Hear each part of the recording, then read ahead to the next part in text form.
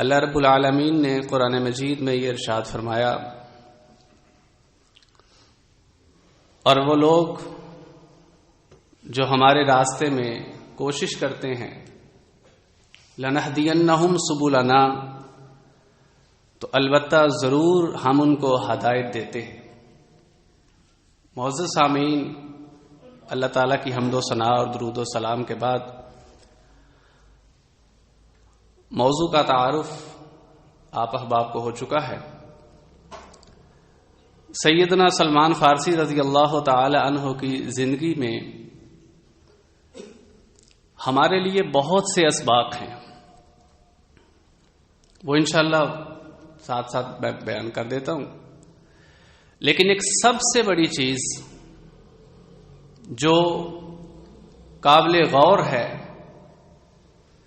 وہ یہ ہے کہ ہم لوگ اللہ کے دین کے لیے کوشش کتنی کرتے ہیں۔ یہ سب سے بڑی اور سب سے اہم بات ہے کہ ہم لوگ کوشش کتنی کرتے ہیں۔ رزلٹ کی بات نہیں ہو رہی، نتائج کی بات نہیں ہو رہی، آؤٹ پٹ کی بات نہیں ہو رہی، ما حاصل یعنی حاصل کیا ہوتا ہے اس کی بات نہیں ہو رہی، صرف یہ ہے کہ انسان کوشش کتنی کرتا ہے۔ اور یہ بات یاد رکھیں، یہ تو آیت آپ نے اکثر لکھی پڑھی دیکھی ہوگی، سورہ نجم کی جو آیت ہے 39 اور 40 کہ وَأَن لَّيْسَ لِلْإِنسَانِ إِلَّا مَا سَعَىٰ وَأَنَّ سَعْيَهُ سَوْفَ يُرَىٰ، کہ انسان کے لیے وہی ہے جس کی وہ کوشش کرتا ہے، اور جو وہ کوشش کرتا ہے ان قریب قیامت والے دن وہ اپنی کوشش کو دیکھ لے گا۔ اللہ رب العالمین نے قرآن مجید کے اندر بھی یہ بات اس طرح بیان کی ہے کہ اللہ فرماتے ہیں کہ جو لوگ کوشش کرتے ہیں، سورہ بنی اسرائیل کے اندر سورہ نمبر 17 ہے، آیت نمبر 19 ہے، وَمَنْ أَرَادَ الْآخِرَةَ وَسَعَىٰ لَهَا سَعْيَهَا وَهُوَ مُؤْمِنٌ فَأُولَٰئِكَ كَانَ سَعْيُهُمْ مَشْكُورًا، کہ جو لوگ آخرت کی نیت ارادہ کوشش کر رکھتے ہیں اور پھر اس کے لیے کوشش کرتے رہتے ہیں، مومن ہوں، تو اللہ فرماتے ہیں کہ یہ وہ لوگ ہیں کہ فَأُولَٰئِكَ كَانَ سَعْيُهُمْ مَشْكُورًا، کہ ان کی کوشش کی اللہ قدر کرتے ہیں، اس کا صلہ ہی تو ان کو ملے گا۔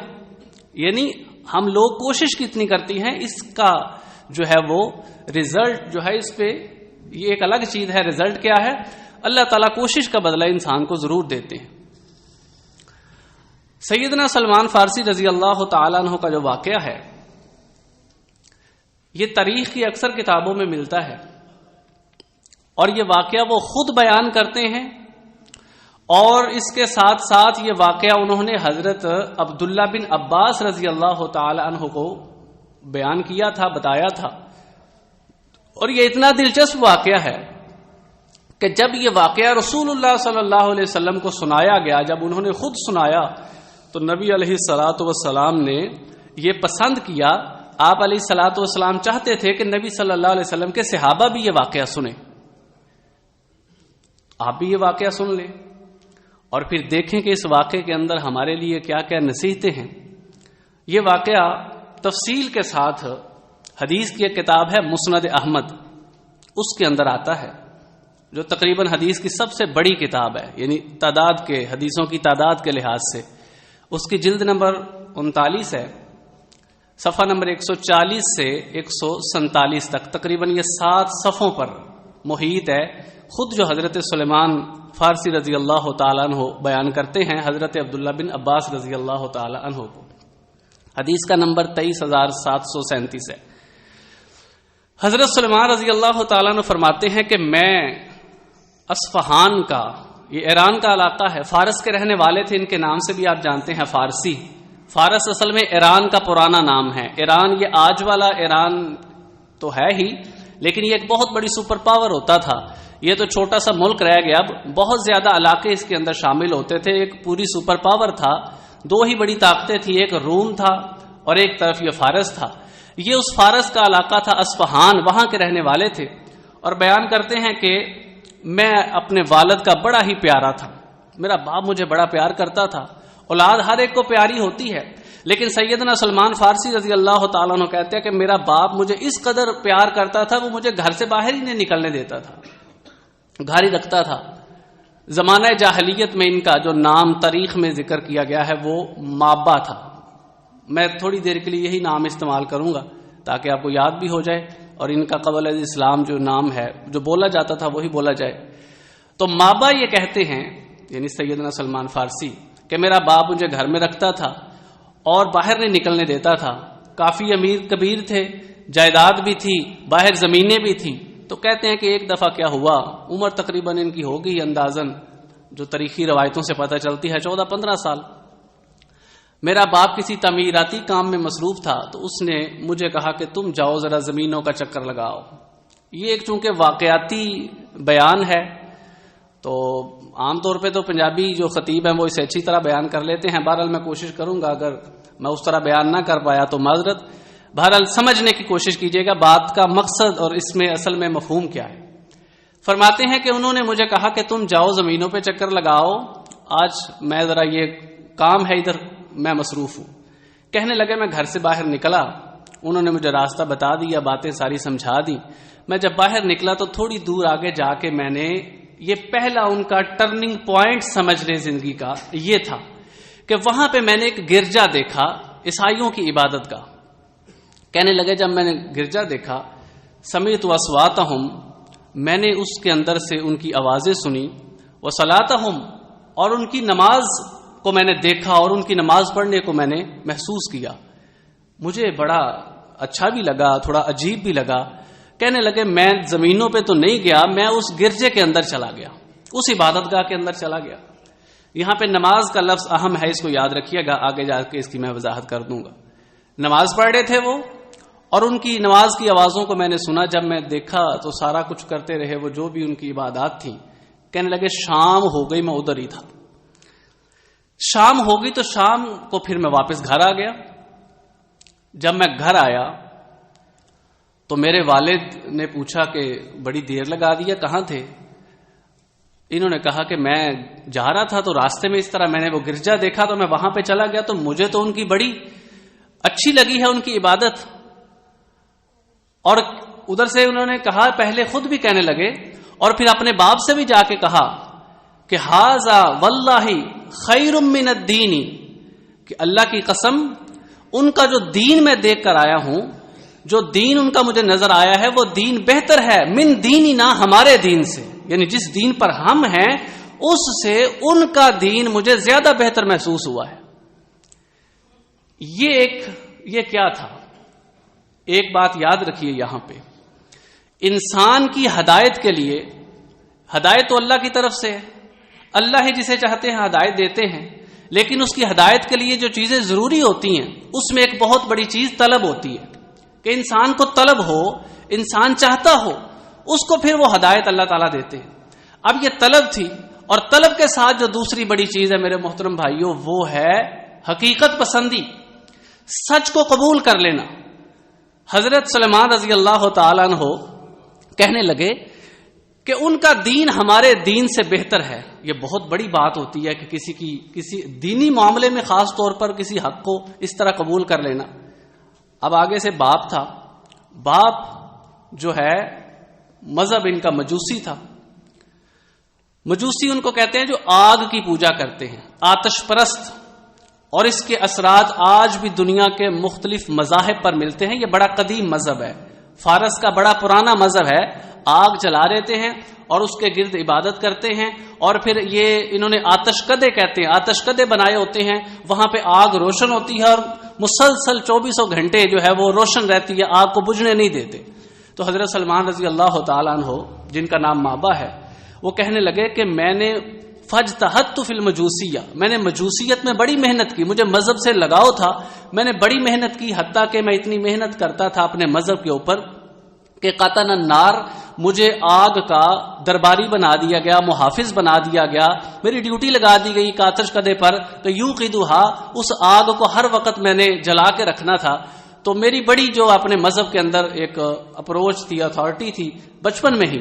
لیکن جب میں گیا اور میں نے جا کے یہ دیکھا اور اپنے باپ سے بات کی آ کر, تو باپ نے آگے سے کیا کہنا تھا, اس نے وہی بات کی جو حضرت ابراہیم علیہ الصلوۃ والسلام کے باپ سے جب ان کا مباحثہ ہوا تو اس طرح کی باتیں سامنے آئیں. میرے محترم بھائیوں، یہ بات یاد رکھیں کہ اللہ رب العالمین نے ہر انسان کو فطرت پر پیدا کیا ہے۔ قرآن میں اللہ فرماتے ہیں نا، سورہ روم کے اندر آیت نمبر 30 ہے، فطرت اللہ التی فطر الناس علیہا لا تبدیل لخلق اللہ۔ اللہ نے انسان کو فطرت پر پیدا کیا ہے، اور حدیث میں رسول اللہ صلی اللہ علیہ وسلم فرماتے ہیں کہ ہر بچہ ما من مولود الا یولد علی الفطرہ فابواہ، کہ ہر بچہ فطرت اسلام پر پیدا ہوتا ہے، فابواہ، پھر اس کے والدین ہوتے ہیں، یحودانہ او ینصرانہ او یمجسانہ، وہ چاہے تو اسے یہودی بنا دے، چاہے تو اسے عیسائی بنا دے، چاہے تو اسے مجوسی بنا دے، لیکن اس کے اندر اسلام کی، اس کے اندر فطرت کی ایک چنگاری ہمیشہ موجود ہوتی ہے، جو تھوڑی سی حقیقت پسندی، تھوڑی سی دین کی ہوا سے سلگ اٹھتی ہے۔ وہ چنگاری سلگ اٹھی تو باپ نے آگے سے کہا دینوں کا۔ باپ کیا کہتا ہے؟ حدیث وہی ہے، مسند احمد 23737 جلد نمبر 39 صفحہ 140 سے 147 تک۔ باپ نے کہا کہ دینوں کا، اے میرے بیٹے، بڑا پیارا بچہ ہے، اور اب دیکھا کہ مذہب میں ٹکراؤ آ رہا ہے، اب پہلے اسے زبان سے سمجھایا اور کہنے لگے کہ دینوں کا و دین آبائی کا خیر من دینہ، کہ تمہارا دین اور تمہارے باپ داداؤں کا دین ان کے دین سے بہتر ہے۔ یہ نہ کہو کہ وہ دین ٹھیک ہے، تمہارا دین مجوسیت اور تمہارے باپ داداؤں کا جو دین ہے یہ بہتر ہے۔ اور یہ ایسی بیماری ہے، آباؤ اجداد کی اندھی تقلید، یہ ایک ایسی بیماری ہے کہ قرآن مجید نے اس کو تقریباً 10 جگہوں پر بیان کیا ہے۔ 10 مقامات پر قرآن نے یہ کیفیت بیان کی ہے کہ جب حق سامنے آتا ہے، جب حقیقت سامنے آتی ہے، تو لوگ اپنے باپ داداؤں کا حوالہ دینے لگ جاتے ہیں۔ ٹھیک ہے، سورہ بقرہ کے اندر سورۃ نمبر 2 آیت 170 میں جب ان سے کہا جاتا تھا کہ پیروی کرو ما انزل الیکم، جو تمہاری طرف نازل کیا گیا ہے، جو اللہ کی طرف سے نازل کیا گیا ہے، تو وہ کہتے تھے کہ ہم اس کی پیروی کریں گے، الفینا علیہ آبانا، جس پر ہم نے اپنے باپ داداؤں کو پایا، ہم تو اس کی پیروی کریں گے۔ حضرت ابراہیم علیہ السلام نے جب اپنی قوم سے کہا ما ھذہ التماثیل، یہ کیا مورتیاں ہیں جن کی تم پوجا کرتے ہو، تو انہوں نے آگے سے یہی کہا کہ ہم نے اپنے باپ داداؤں کو دیکھا تھا کہ وہ ان کی عبادت کرتے تھے، آباءنا لہا عابدین، سورۃ انبیاء کے اندر۔ اسی طرح حضرت موسیٰ علیہ السلام، ان کی قوم کا حال بھی قرآن نے سورہ یونس میں بیان کیا آیت نمبر 78 میں۔ انہوں نے بھی کہا کہ ہم اپنے باپ داداؤں کی جو ہے اس لیے ہمارے پاس آئے ہو تم کہ ہمیں ہمارے باپ داداؤں کے دین سے ہٹا دو۔ یعنی یہ ایک ایسی چیز ہے، حتیٰ کہ بعض اوقات انسان غلط کاموں کو بھی، اپنے باپ داداؤں کے غلط کاموں کو بھی اللہ کے کھاتے میں ڈال دیتا ہے، لیکن اسے چھوڑتا نہیں ہے، اسے چھوڑتا نہیں ہے۔ سورۃ اعراف میں اللہ بیان کرتے ہیں، سورۃ نمبر 7 آیت 28 میں، کہ جب ان کو وَإِذَا فَعَلُوا فَاحِشَةً، جب وہ کو بے حیائی کا کام کرتے تھے، ایک تو دین ہے نا، جب بے حیائی کا کام کرتے تھے اور ان سے کہا جاتا تھا کہ یہ کام کیوں کرتے ہو، وہ کہنے لگے ہم نے اپنے باپ داداؤں کو یہ کام کرتے ہوئے دیکھا ہے، واللہ امرنا بہا، اور اللہ نے بھی ہمیں یہی حکم دیا ہوا ہے۔ قرآن کی آیت ہے سورۃ اعراف سورۃ نمبر 7 آیت 28۔ اللہ کی طرف اس کی نسبت کر دی۔ اللہ نے پھر جواب دیا کہ فرمایا کہ تم یہ کہتے ہو واللہ امرنا بہا، فرمایا کہ اللہ تعالیٰ بے حیائی کا حکم نہیں دیتا، ایسی بات کیوں کرتے ہو جس کو تم جانتے نہیں ہو۔ تو بہرحال باپ داداؤں کی اندھی تقلید اتنی بری چیز ہے کہ انسان کو حق قبول کرنے سے روکتی ہے۔ تو اس لیے یہ بات یاد رکھیں، کبھی کسی مسئلے کے بارے میں یہ نہ کہیں۔ ہم تو اب ہمارے بڑے پڑھے لکھے لوگ بھی بعض اوقات یہ کہتے ہیں کہ بھائی اگر اس کو ٹھیک مان لے تو پھر ان کو تو غلط ماننا پڑے گا نا۔ اللہ تعالی ہمیں حق کو دیکھنے کے بعد پھر قبول کرنے کی توفیق عطا فرمائے، آمین۔ تو حدیث آ جاتی ہے نا تو کہتے ہیں بات تو ٹھیک ہے لیکن امام صاحب کا قول یہ نہیں ہے، بات تو ٹھیک ہے لیکن ہمارے باپ دادا ایسے نہیں کرتے تھے، ہمارے بڑے تو ایسے نہیں کرتے تھے، وہ بھی تو مسلمان تھے۔ تو میرے بھائیو، اسلام باپ داداؤں کے دین کا یا ان کی رسم و رواج کا نہیں، قرآن و سنت کا نام ہے۔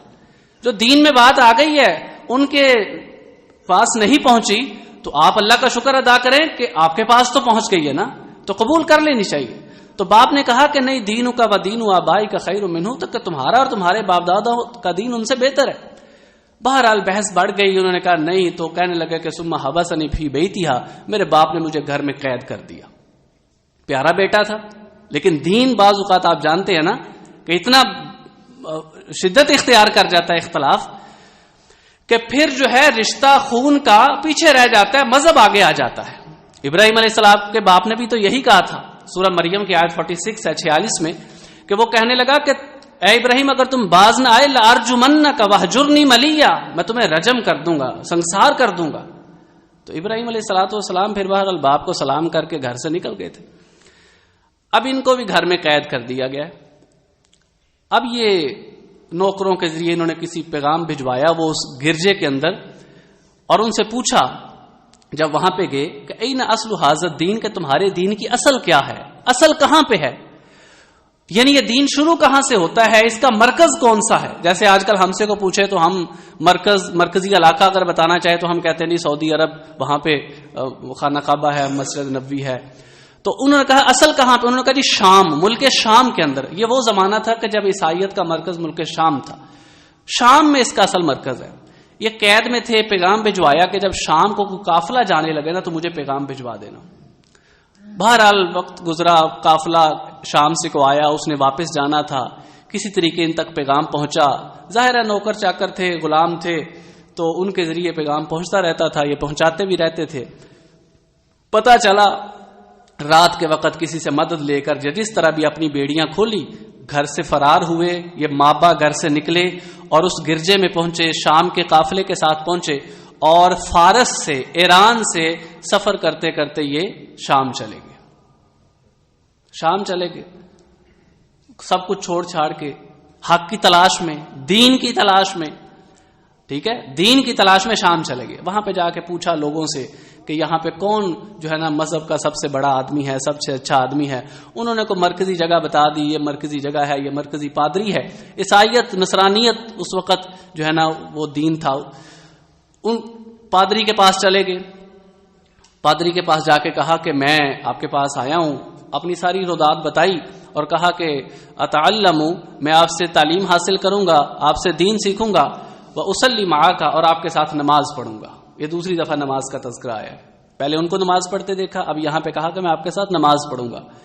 اس نے کہا ٹھیک ہے، یہ پادری کے پاس رہنے لگے، لیکن کہتے ہیں میں نے دیکھا کہ وہ کوئی اچھا بندہ نہیں تھا، لوگوں کو صدقے کا حکم دیتا، خیرات کا حکم دیتا، لیکن خود اس پہ عمل نہیں کرتا تھا، وہ دولت اکٹھی کرتا رہتا تھا۔ اس طرح کے لوگ بھی ہوتے ہیں دین کے اندر کہ دین کے نام پہ دولت اکٹھی کرنا، دین کے نام پہ پیسے اکٹھے کرنا۔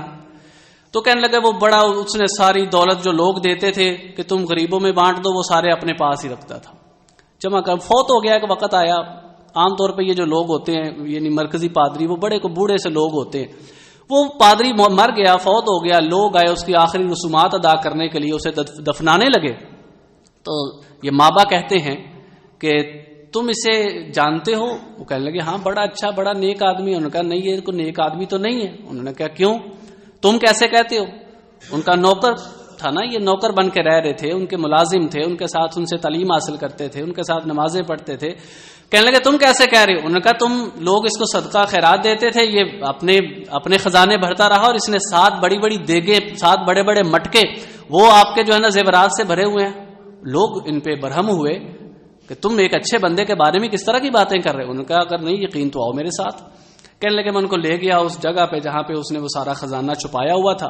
دیکھیں انسان کی لالچ اور حرص اور ہوس کہ وہ آخری وقت تک جو ہے نا دولت سے اس کا پیٹ نہیں بھرتا، جیسے کہ رسول اللہ صلی اللہ علیہ وسلم نے فرمایا صحیح بخاری کی کتاب نمبر 81 یا کتاب الرقاق کہ لو کان علی ابن آدم وادیان من مال لابتغى لهما ثالثا، کہ آدم کے بیٹے کے لیے اگر 2 بڑے بڑے جنگل اور وادیاں بھی سونے اور مال کے سے بھر کے مل جائیں تو اس کا پیٹ نہیں بھرے گا، یا تیسری کی تلاش میں نکل جائے گا۔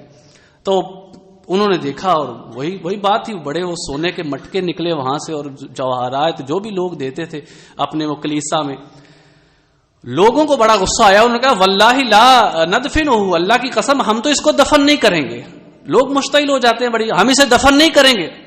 فصلبوہ، انہوں نے اس پادری کو، اس مرکزی پادری کو سولی چڑھا دیا، صلیب پر چڑھا دیا۔ ثم رجموہ، اور پھر انہوں نے اس کو رجم کر دیا، پتھر مارے، اور اسی طرح اس کو جو ہے نا وہ پتھر مار مار کے، اس کی ظاہری بات ہے وہ لاش ہی تھی، اس کی لاش کو پتھر مارتے رہے، اس کی بے حرمتی کرتے رہے، اور اسی طرح اس کو جو ہے نا انہوں نے پھر چھوڑ دیا، اس کو دفن نہیں کیا۔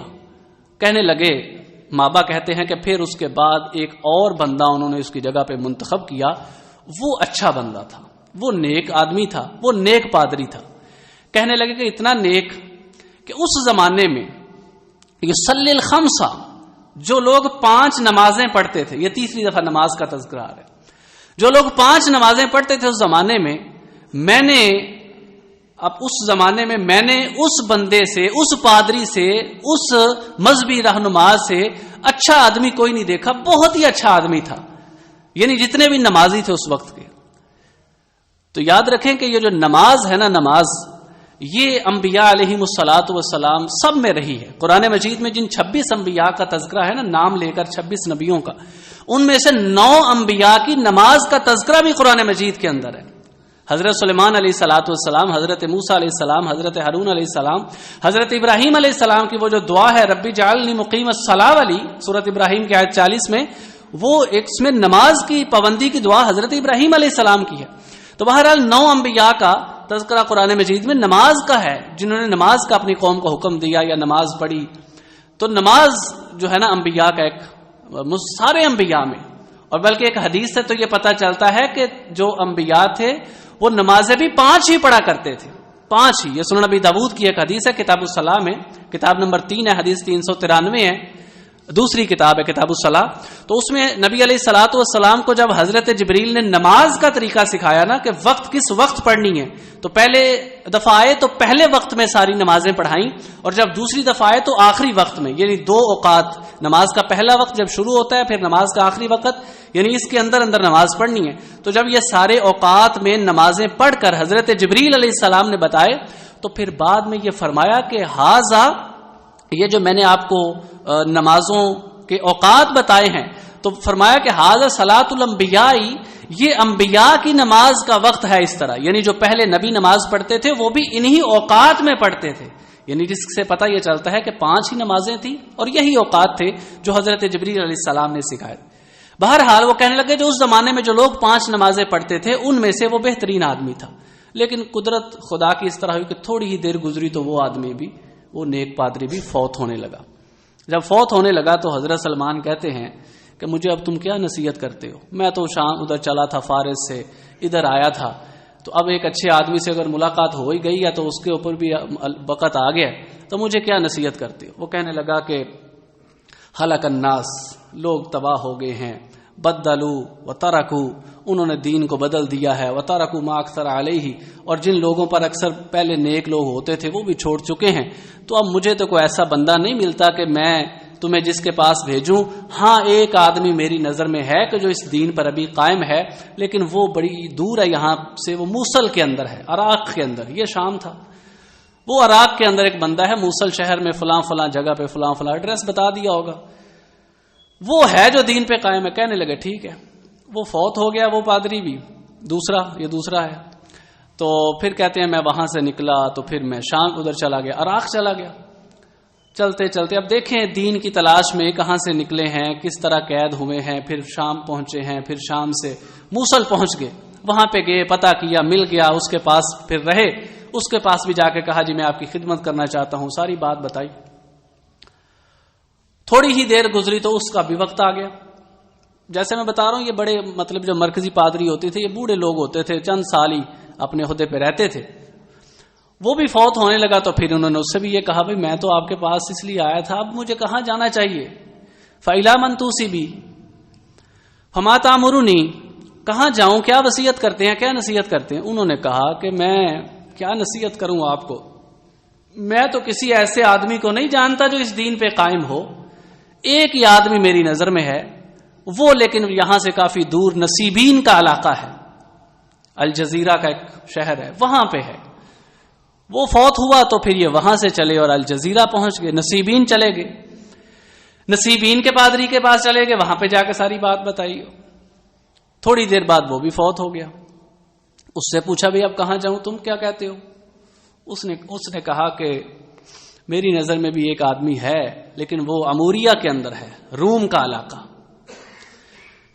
فارس سے چلے تھے، پہلے شام پہنچے، شام سے عراق پہنچے، عراق سے پھر الجزیرہ یعنی نصیبین پہنچے، اور اب یہاں سے پھر روم کے علاقے کی طرف۔ انہوں نے کہا جی اموریہ علاقے کے اندر کوئی شخص ایک ہے اس نام کا، وہی دین پہ مجھے قائم نظر آتا ہے، تم اس کے پاس چلے جانا۔ یہ وہاں سے چلے تو پھر ادھر چلے گئے اموریہ کے اندر، ادھر جا کے پھر انہوں نے کچھ کام کاج بھی شروع کر دیا، کچھ گائے بکریاں لیں تو ریوڑ سا بن گیا۔ اب اس کا وقت بھی جب مرنے کا آیا آپ سوچ رہے ہوں گے جس کے پاس ہی جاتے ہیں وہ مر جاتا ہے. ہاں جی, وہ پہلے پادری عراق میں, وہ شام میں پہلا فوت ہوا برا بندہ جو تھا, پھر وہ اچھا بندہ بھی فوت ہو گیا, پھر وہاں سے عراق چلے گئے وہ بھی فوت ہو گیا, عراق سے پھر وہ الجزیرہ چلے گئے وہ پادری بھی فوت ہو گیا, پھر اموریہ آ گئے وہ بھی فوت ہونے لگا. تو اس سے پوچھا, اس نے کہا جی اب مجھے کوئی بندہ نظر تو نہیں آتا, وَلَكِنَّهُ قَدْ أَزَلَّكَ زَمَانُ نَبِيٍّ, لیکن اب اس آخری نبی کے آنے کا وقت ہو چکا ہے. عیسائی پادری کہہ رہا ہے کہ اب اس آخری نبی کے آنے کا وقت ہو چکا ہے. ہوا مبعوث بدین ابراہیم, جو دین ابراہیم کے ساتھ مبعوث ہوگا, اور تخرج فی العرب, وہ عرب کے علاقے میں آئے گا. یہ دیکھیں وہ عیسائی پادری, مسند احمد کی روایت ہے 23,737 ہے, وہ عیسائی پادری سیدنا سلیمان بتاتے ہیں رضی اللہ تعالیٰ عنہ, اس نے مجھے یہ باتیں بتائیں اموریہ کے پادری نے کہ اب وہ وقت آ چکا ہے کہ اس روئے زمین پر میری نظر میں ایسا کوئی شخص نہیں ہے جو دین پر قائم ہو. ہاں اس آخری نبی کے آنے کا وقت ہو چکا ہے. ہوا مبعوث بدین ابراہیم, جو دین ابراہیم پر قائم ہوگا اس کے ساتھ آئے گا, اس کے ساتھ مبعوث کیا جائے گا, سرزمین عرب میں آئے گا. اور سرزمین عرب میں آئے گا, پھر فرمایا مہاجرن الی ارض, وہ ایک ایسی زمین کی طرف مہاجر ہوگا, ایک ایسی زمین کی طرف ہجرت کرے گا جو دو کالے پتھروں کے درمیان, دو کالی پہاڑیوں کے درمیان, یعنی یثرب کا علاقہ جسے کہا جاتا ہے, وہاں پہ آئے گا جہاں پہ کھجوروں کے درخت ہوں گے. اور ساتھ اور علامتیں بھی بتائیں کہ یاکل ہدیہ ولا یاکل الصدقہ, وہ صدقہ کو نہیں کھائے گا لیکن ہدیہ کو قبول کر لے گا, ہدیہ تحفہ جو ہے اسے کھا لے گا, صدقہ کو نہیں کھائے گا. وَبَيْنَ كَتِفَيْهِ خَاتِمُ النَّبُوَّةِ, اور اس کے دونوں کندھوں کے درمیان ایک ختم نبوت کی مہر ہوگی. یہ ساری علامتیں اموریہ کے پادری نے, روم کا جو پادری تھا اس نے بتائیں. اب سیدنا سلمان فارسی وہ فوت ہو گیا, وہ بھی یہ علامتیں بتا کر. سیدنا سلمان فارسی رضی اللہ تعالیٰ عنہ کہتے ہیں کہ اب میں وہاں پہ جتنی دیر اللہ نے مجھے توفیق دی وہاں پہ رہا. پھر اچانک کچھ دنوں کے بعد ایک قافلہ جو عرب کا قافلہ تھا, قبیلہ بنو کلب کا قافلہ, وہ وہاں پہ آیا. پتا چلا کہ یہ عرب کے لوگ ہیں, اب یہ عرب واپس جا رہے ہیں. تو میں ان کے پاس پہنچا, میں نے کہا جی آپ مجھے اگر عرب لے جائیں تو یہ ساری بکریاں بھی آپ کو دے دوں گا, یہ ساری گائیں بھی آپ کو دے دوں گا, بس آپ نے مجھے عرب میں پہنچانا ہے. انہوں نے کہا یہ تو بڑا آسان کام ہے, قافلہ ہے, کسی بندے کو ساتھ لے جانا کون سا کام ہے, اتنا بڑا پروفٹ مل رہا تھا. انہوں نے کہا لے جائیں گے. کہنے لگے کہ وہ بنو کلب کے لوگوں نے مجھے ساتھ لیا اور راستے میں جا کے مجھے بیچ دیا, غلام بنا دیا کسی کا. وہ گائیں بھی مجھ سے لے لی, وہ بکریاں بھی لے لی, اور مجھے بھی کسی یہودی کے ہاتھ انہوں نے بیچ دیا. میں وہاں پہ غلام بن گیا. اب یہ واقعہ خود وہ سارا بیان کر رہے ہیں. مجھے وہاں پہ بیچ دیا, میں غلام بن گیا. تھوڑی دیر گزری تو اس جس کے پاس میں تھا, جو میرا آقا تھا, اس نے مجھے اپنے ایک چچا زاد کو بیچ دیا. وہ قبیلہ بنو قریظہ کا تھا. کہنے لگے جب میں پہلے اس یہودی کے پاس تھا وہاں پہ میں نے کچھ کھجور کے درخت دیکھے تو مجھے حوصلہ تھوڑا سا ہوا کہ چلیں اگرچہ میں غلام ہی ہوں لیکن یہ کھجوروں کے درخت جس کی وہ علامت اس نے مجھے بتائی تھی کہ وہ کھجوروں والے علاقے میں وہ پیغمبر آئے گا, یہ مجھے نشانی کچھ دل کو بھانے لگی. لیکن بہرحال پھر اس نے مجھے اپنے چچا زاد کو بیچ دیا. وہ قبیلہ بنو قریظہ کا تھا, وہ ادھر یثرب میں ان کو لے آیا.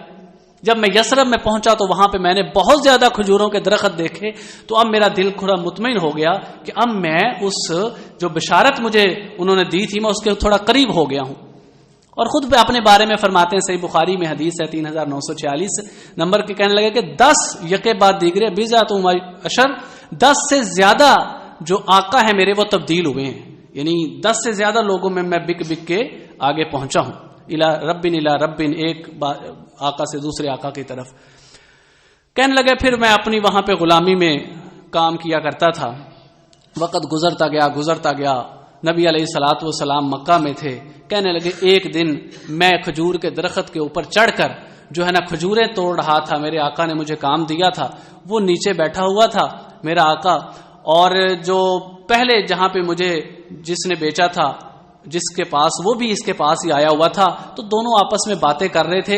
ایک ان میں سے کہہ رہا تھا کہ یا ویلہ بنی قیلہ، کہ بنی قیلہ کے لیے، انصار کے لیے ہلاکت ہو، یہ ایک ایسے آدمی پہ لمجتمعون فی قباء، کہ یہ قباء کے اندر ایک ایسے آدمی کے گرد جمع ہو رہے ہیں، یزعمون انہ نبی، کہ جو یہ گمان کرتا ہے کہ وہ اللہ کا نبی ہے.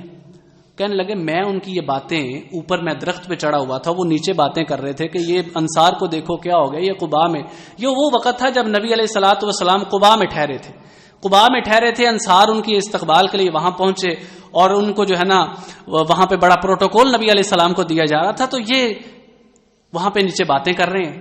کہنے لگے میں نے جب یہ باتیں سنی تو میرے اوپر ایک کپ کپی سی طاری ہو گئی کہ نبی کا ذکر کر رہے ہیں، کہ یعنی وہ نبی قباء میں آ گیا ہے جو یہ سمجھتا ہے کہ میں نبی ہوں. کہنے لگے میں نیچے اترا اور میں نے بڑی بے تکلفی کے ساتھ اپنے آقا سے پوچھا ماذا تقول ماذا تقول، آپ کیا کہہ رہے تھے، آپ کیا کہہ رہے تھے. تو کہنے لگے انہوں نے مجھے زور سے مکہ مارا کہ تم پرے دفاع ہو، تم میرے پاس کیا آ گئے ہو، تم اپنے کام سے کام رکھو، تم غلام ہو، تم ہماری باتوں میں کیوں مداخلت کر رہے ہو. کہنے لگے میں پیچھے گر گیا. بہرحال مجھے ان کی باتوں سے پتہ چل گیا کہ قباء کے اندر نبی علیہ الصلوۃ والسلام آئے ہیں. کہنے لگے تھوڑے دن گزرے، میں نے تھوڑا سا سامان اکٹھا کیا، میں قباء میں چلا گیا رسول اللہ صلی اللہ علیہ وسلم کے پاس.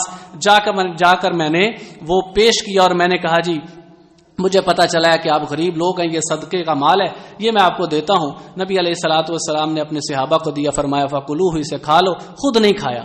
یعنی وہ یہ نشانی دیکھنا چاہتے تھے کہ نبی تو آ گیا ہے، یہ کھجوروں والی سرزمین بھی ہے، یہ دو پہاڑوں کے درمیان بھی ہے، اور جو ہے اب میں دیکھوں کہ وہ صدقہ اور وہ ہدیے والا معاملہ کیا ہے. کہنے لگے دیکھا کہ رسول اللہ صلی اللہ علیہ وسلم نے صدقہ نہیں کھایا.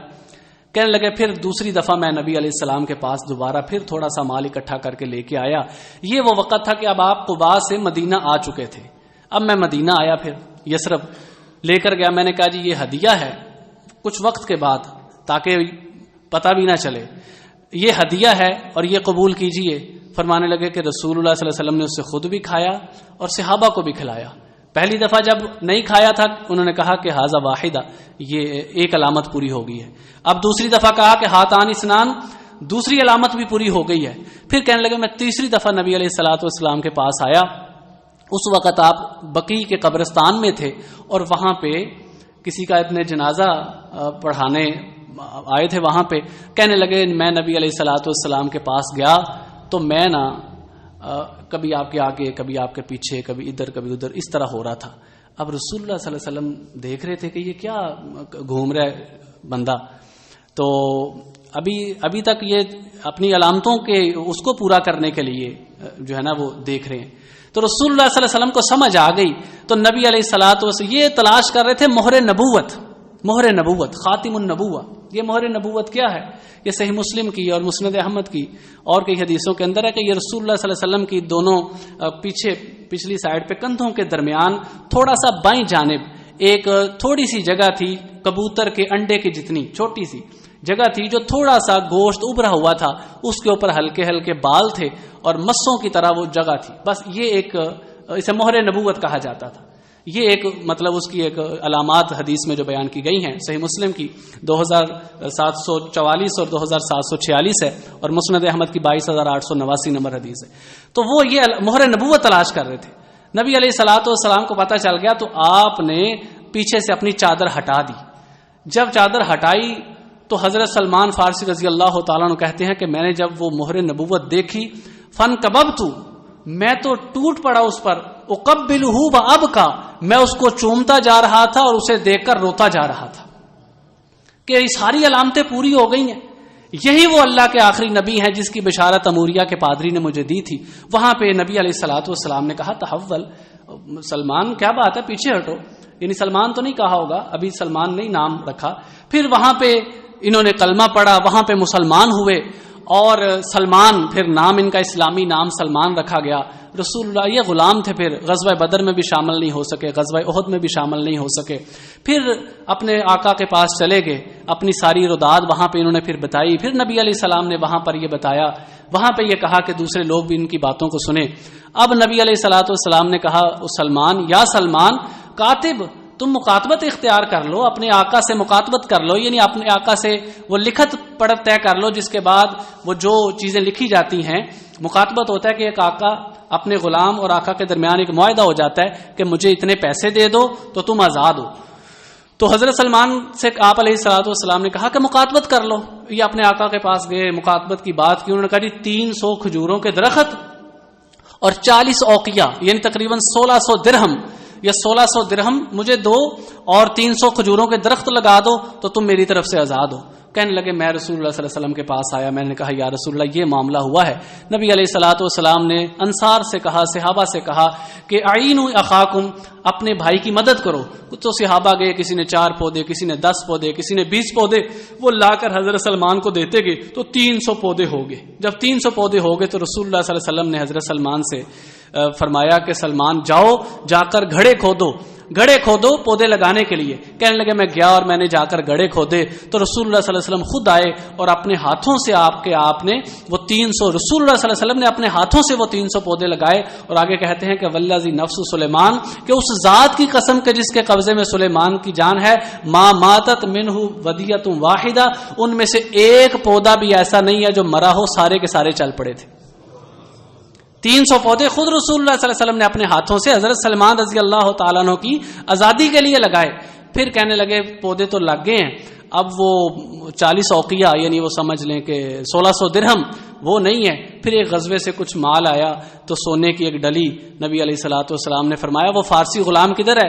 تو فرمانے لگے, بلایا حضرت سلمان کو, کہنے لگے یہ لو, یہ جا کے دے کے اپنے آقا سے آزادی حاصل کر لو.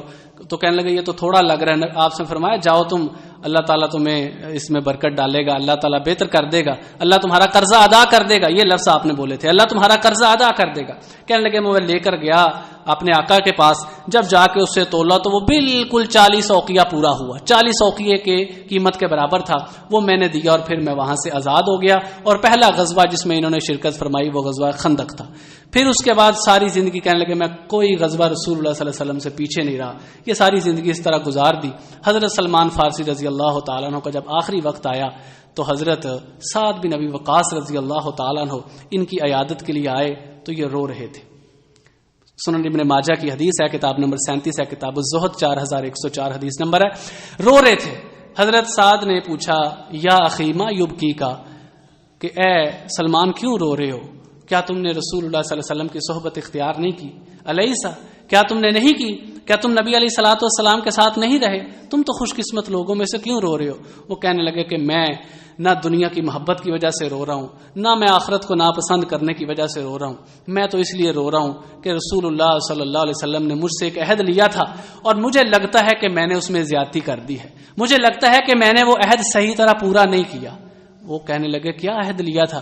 کہنے لگے کہ رسول اللہ صلی اللہ علیہ وسلم نے عہد لیا تھا ہم سے کہ اے یکفی, کہ اے سلمان اور دوسرے صحابہ جو بھی وہاں پہ موجود تھے, کہ فرمایا تمہارے لیے انہو اے یکفی, کہ تمہارے لیے یہ کافی ہے کہ تمہارے پاس اتنا مال ہو زاد الراقب, کہ جتنا کسی مسافر کے پاس ہوتا ہے. یعنی اپنا زادرہ اتنا رکھنا, اپنا مال اسباب اتنا جمع کرنا, یہ زیادہ دنیا کا مال اکٹھا نہ کرنا, اتنا رکھنا جتنا تمہارے پاس ایک مسافر جتنا مال ہوتا ہے. تو کہنے لگے کہ مجھے لگتا ہے کہ میں نے اس میں زیادتی کر لی ہے. صحابی بیان کرتے ہیں, راوی بیان کرتے ہیں حدیث کے, کہ جب حضرت سلمان فوت ہوئے تو ان کے پاس 20 درہم تھے, 20 درہم تھے بس. ان 20 درہموں کے بارے میں اتنا پریشان تھے کہ مجھے لگتا ہے کہ میں نے اس مال سے زیادہ مال اکٹھا کر لی ہے. اور حضرت سعد سے کہنے لگے کہ یا سعد, اے سعد, میں تمہیں یہ نصیحت کرتا ہوں. میں تمہیں کیا نصیحت کرتا ہوں؟ فرمانے لگے کہ اذا حکمتا فحکم اتق اللہ, کہ اللہ سے ڈرتے رہنا جب تم کوئی فیصلہ کرو. جب تم کوئی فیصلہ کرو تو اللہ سے ڈر کے فیصلہ کرنا, اور جب تم کوئی مال تقسیم کرو تو پھر اس وقت بھی اللہ سے ڈرنا. وَإِنْ حَمَمْتَ, اور جب تم کوئی ارادہ کرنے لگو, کوئی نیت کرنے لگو, تو اس وقت بھی اللہ سے ڈرنا. حضرت سعد کو ارادہ کرتے وقت اللہ کا ڈر, حضرت سعد کو مال تقسیم کرتے وقت اللہ کا ڈر, اور کسی بھی قسم کا فیصلہ کرتے وقت اللہ سے ڈرنے کی نصیحت کی حضرت سلمان رضی اللہ تعالی عنہ نے. اور یہ ساری زندگی کا ان کا سفر ہے, جس کا سب سے بڑا خلاصہ یہ نکلتا ہے میرے بھائیوں, کہ دین کی تلاش کے لیے یہ شخص کہاں سے چلتے چلتے ہو کر کہاں پر آ کر پہنچے ہیں. اور اللہ تعالیٰ نے ان کو پھر ہدایت دے ہی دی کہ والذین جاہدوا فینا لنہدینہم سبلنا, کہ جو لوگ ہمارے راستے میں کوشش کرتے ہیں ہم ضرور ان کو ہدایت دیتے ہیں. اللہ تعالیٰ سے دعا ہے اللہ تعالیٰ ہمیں بھی ہدایت نصیب فرمائے، ہدایت والے کام کرنے کی توفیق عطا فرمائے، دین سیکھنے کی، دین پر محنت کرنے کی توفیق عطا فرمائے۔ آمین وآخر دعوانا ان الحمد للہ رب العالمین۔